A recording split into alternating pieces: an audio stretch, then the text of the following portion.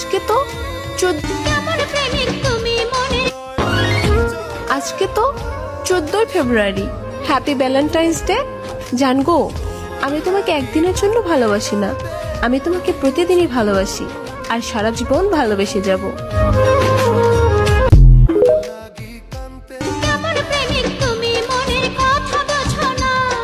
অন্য কোনো প্রেমিক তুমি আজই খোঁজো না।